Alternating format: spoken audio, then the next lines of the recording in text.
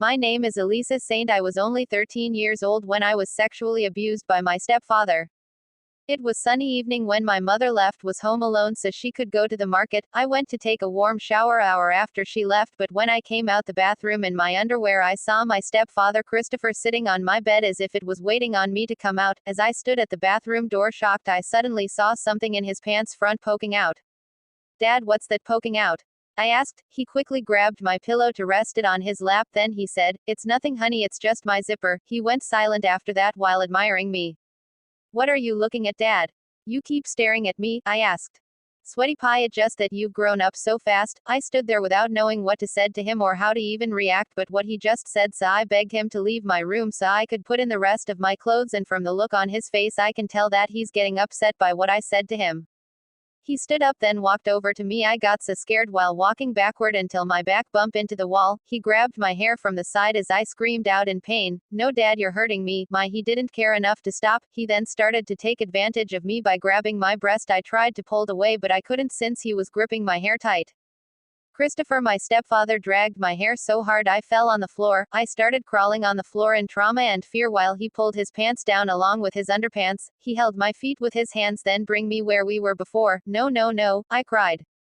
My stepdad kneeled down on his knees, then sank his big hands into my back so I couldn't move, then quickly slide my underwear to the side and force his thing inside me. "No, please, Dad, I'm a virgin, you're hurting me, please stop, Dad, stoop." I cried out in tears and pain. I felt helpless. I was in so many pain and felt like I'm dying.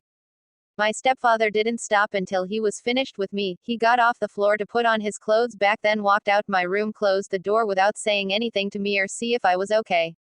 I laid on the floor crying my eyes out until it gotten red and swollen up. "Why, Father God, why did this had to happen to me?" I shouted. "Shut the hell up and go clean yourself up before your mom come home," my stepfather shouted, but I kept cryotherapy silently while I tried to stand up, but I was in so much pain. When I finally gotten up I saw blood running from my thighs. I got so scared so I ran into the bathroom to shower again. I stood under the water crying, felt disgusted, hated myself. I felt ashamed as if everyone saw me naked, and at that moment I wish I was dead. Suddenly I heard my mother voice coming from my room. I heard my doorknob shaking. "Honey, why is the bathroom door closed?" My mom asked. I didn't open the door as yet, so she shouted, "Elisa Saint, open this door right now." While knocking on the door, I turned off the pipe, came out the shower, then put on my towel. "I'm coming, Mom," I said. I opened the door for my mom and she could tell something is wrong just by looking on my face. "Are you okay, honey?" she asked me. "Yes, Mom, I'm fine," I answered her with my hand facing the floor. "Mom, honey, whatever making you sad, you can tell me, okay? I won't be mad." I didn't said anything to her after that. We started hearing a knocking on the front door, so my mom went to open it as I dried off and put on some clothes. It was our neighbor Karen and a policeman. "Karen, hey Angie, I'm sorry for disturbing you, but while you were away I heard screaming coming from your house, so I called the police to check it out." Policeman: "Hello, Mrs. Brown. Good evening. I'm Officer Carl. I'm from the Mosby Department. Could I ask you few questions?"